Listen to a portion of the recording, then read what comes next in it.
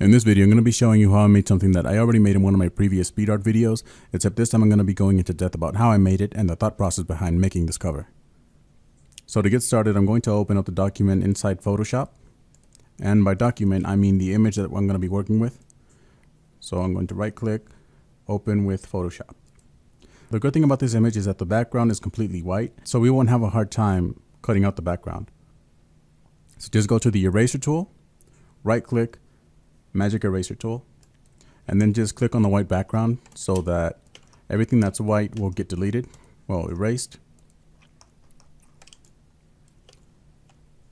Now that we have our image ready, I'm going to create a new document where I'm going to be working with the cover itself. So the document has to be a perfect square, which is usually 3000 by 3000 pixels, and that's just a start with. Usually the client might need a different size depending on the website or wherever they're going to be posting it. So 3000 by 3000 is a good place to start with. Sometimes they might need the document a bit smaller. Sometimes images are a little bit too large for the website. Now, I'm going to drag the image over to the new document. It's a little bit small. You usually don't want to make an image too large from its original size because it starts to get pixelated, but in this case, it's not too bad. Now I can close the other image. What I usually like to do here is, now that I have this already cut out, I usually go to File, Save As, and then just save it as a PNG.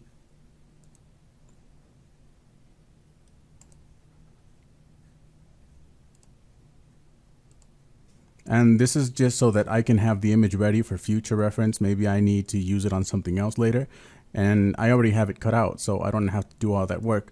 This time it's just a simple image. I mean, sometimes it's something more complicated, so it's definitely a good habit to get into. Okay, now that I have this ready, I'm going to drag in the background.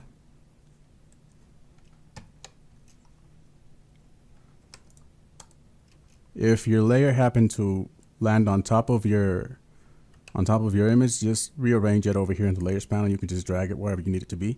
I'm going to erase or delete the previous background by selecting it and then clicking on the trash can icon.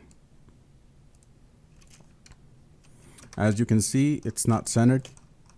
There's some space over here. We can still see the default background. I'm going to press the V key so that I can select the move tool, and I'm just going to drag it up until everything just clicks. Now I'm going to select the shape of our object. I'm going to hold down the Control key and I'm going to click on the layer icon. Now that the layer is selected, or the object is selected, I'm going to create a new folder, and I'm going to add a layer mask by clicking down here on this icon. And I'm going to drag the layer into the folder. This way I can just keep everything organized. I'm going to turn off the layer, and I'm going to open this document where I have these resources I've created. I'm going to go to this layer because this is where I have a texture. I'm going to turn up the opacity because I had it all the way down. I'm going to drag it inside of the folder that I just created with the layer mask. And as you can see, our texture has adopted the shape of our object. And if you're new to Photoshop, this is because of the white area that's in the layer mask. Everything that's within the white area is shown, and everything that's within the black area is hidden pretty much. So while I still have these anchors, I'm going to shrink this image down by holding the Alt key. This makes sure that the image is being shrunk down towards the middle rather than down towards the opposite corner. So I'm going to shrink this down as much as I can, because if you do it too much, then I'm not sure what to call it, but the pores, I guess, they start to look a little bit too big. So I'm going to shrink this down.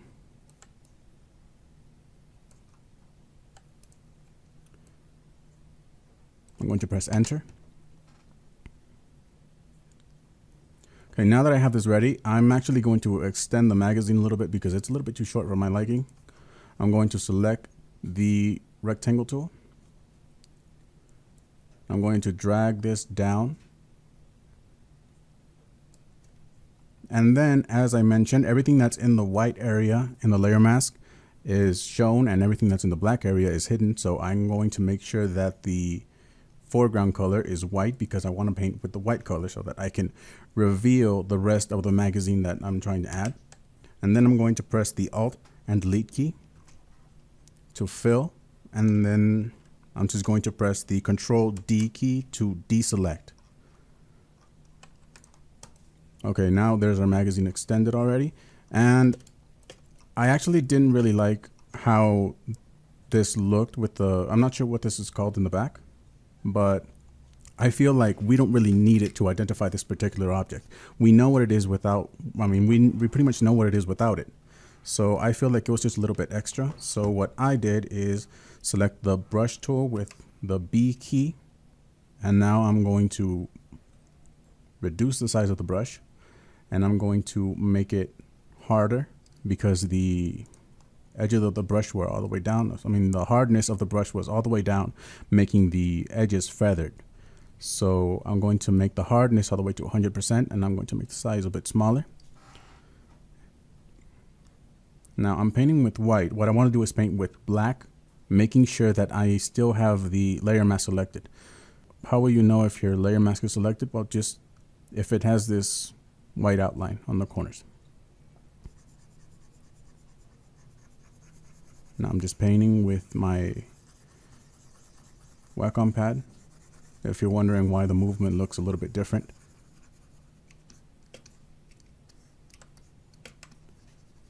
It's a lot easier to do this with, well, yeah, a Wacom pad. The mouse doesn't really allow for that much precision.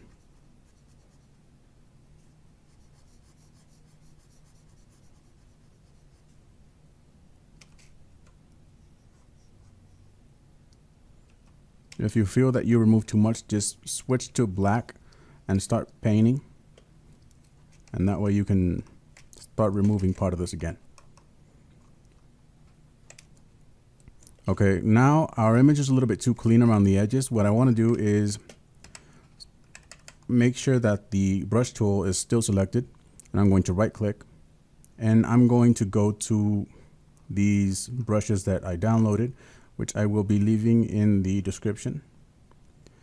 This is the debris brush set by, I can't really pronounce that, but I'll leave it in the description. Now there's a particular brush that I like to use for this, except I can't really remember the name. Here it is. This is Debris 8, I believe.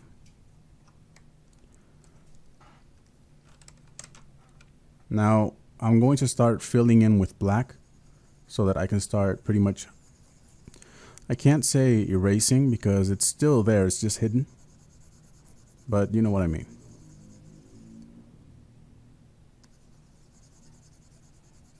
And what this brush does is that it actually makes everything look like dust particles so that we don't have this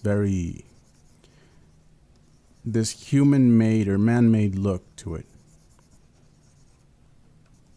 And if you're wondering what I use to make these resources, it's literally just flour. I don't think those Hollywood movies are using some actual drugs. I mean, they're just using flour as props. So you just got to get creative. And as you can see, I'm actually rotating the brush so that I don't have the same, it just gives me a little bit more options.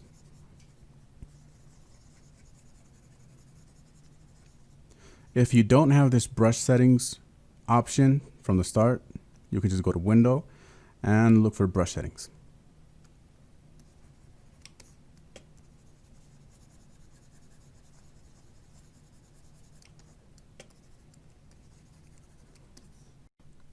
One thing I forgot to mention is that you might be seeing me move back and forth between the black and the white.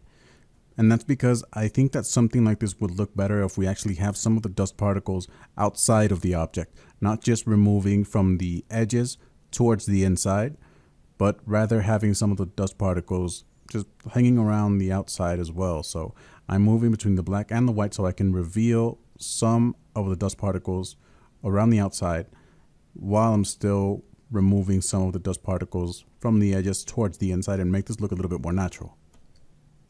Okay, for the purpose of this video, I'm just going to leave this like this. You're going to have to take your time with whatever object you're working with, because the good thing about this type of cover is that you can use this with any type of shape. So it doesn't have to necessarily be this. You can adapt it to whatever you're trying to do. So take your time trying to refine this, and for now I'm just going to move on with the rest of the cover. So I'm going to minimize this group here by clicking on the little arrow. And I'm going to go into the resources that I've created, and I'm going to start adding a little bit of this excess. I'm going to press the V key, sorry. And I'm going to click over whichever one I want. I'm going to right click. And so that I don't actually have to search through all these layers to find the one that I'm looking for, I can just right click and it'll just show me right here which one it is. Here is the name. I can just click on it, and as you can see, there it is. Now it's selected. I can actually use the move tool to move it into the other document. I'm going to press Ctrl T so that I can rotate this, and I can scale this as well. Remember, hold down the Alt key so that it can be scaled from towards the middle.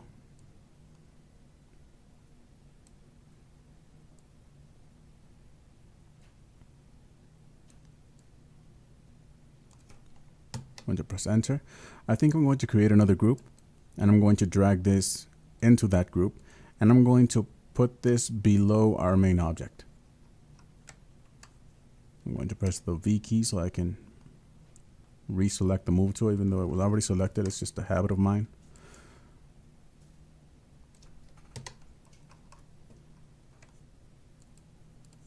I'm going to go back into the document, do this again, and I'm just going to place these wherever I feel like they might be,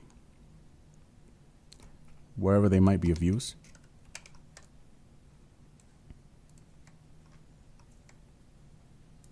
You have to make sure that you click exactly on a part of the layer, because if you click on the background, as you can see, it just goes to the background. It selects the background. So you have to be precise and click on something that's actually on the layer that you're looking for. I'm going to press Ctrl T so that I can make this larger. Hold down the Alt key so that I can make this larger from the middle towards the edges. Press Enter, sorry. Still trying to get used to this narrating and doing at the same time. Sometimes I can't keep track of what I haven't said. Sometimes I'm just doing something that I'm not explaining just because it's like second nature at this point. Now I'm just trying to decide which one should I use. I think I'm going to use this one. I'm going to put this at the top.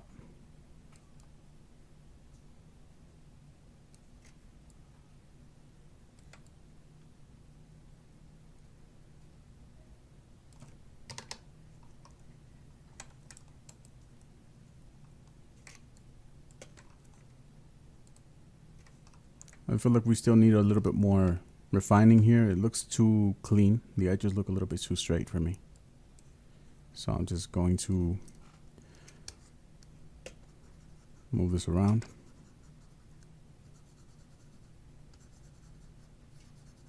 And if you're wondering how I'm moving the canvas around while I'm zoomed in, I'm holding down the space bar and I'm moving, well, I'm using the Wacom pad, but you can just use your mouse. Just drag the mouse around while you're holding the space bar. You do have to be zoomed in though.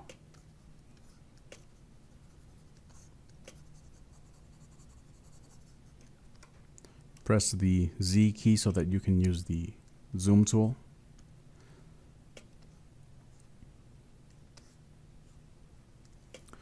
Okay, now I'm going to go in and fix the obvious part, and that's the fact that the colors aren't matching. So as you can see, there's a little bit of yellow. I'm going to go to the adjustments panel. If you don't have this, just go to Window and look for the Adjustments panel. Now I'm going to go to the Hue and Saturation. I'm going to go to the Hue and Saturation tool, and I'm going to drag the layer down next to the group where I have the resources that I added. And I'm going to press the Alt key and click right in between the Hue and Saturation layer and the group. And my cursor is going to change to this square with the arrow, and I'm going to click.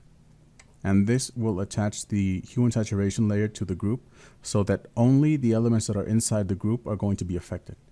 Another shortcut is just clicking on this icon down here, and it'll automatically clip to whatever is below the layer that you're trying to clip. So as you can see, there's a lot of yellow and a little bit of green. So I'm going to turn this all the way down to -100, and that'll make it completely black and white. And I'm going to do the same thing with the main object, because I don't know if you can tell, but there's a hint of yellow in here. If you turn this all the way up, you can see the dominant colors that are in the layer that you clip this to. And this is a good way to know what the dominant colors are in an image when you're not entirely sure and you're trying to blend something with another object or another image. You can just figure out what are the colors in the image by turning this all the way up and looking at the image itself. So I'm going to turn this all the way down to black and white. I'm trying to keep these separate as much as possible, just for the sake of being able to edit everything separately later on if I need to. So now I'm going to hold down the Shift key and click on the bottom group, and then click on the top group to select everything in between and put everything into one group. You can also clip your Hue and Saturation layer to this group instead of clipping two separate layers to two separate groups. And now I'm going to add a little bit of blue, because the background is kind of blue, so I want to add a hint of blue just to make this sort of match the background. So I'm going to go to the Color Balance tool, and I'm going to clip this to the group. I'm going to go to this blue part right here, and I'm going to turn this between -10 and -15, just to give it a little bit of blue, not too much. And that's pretty much it for this video. If you want to see more work, you can look for me on Instagram. I do post most of the artwork that I make half the time, so if that's the type of thing you want to do, just look for me on Instagram and subscribe if you want to. That's pretty much it. See you guys in the next video.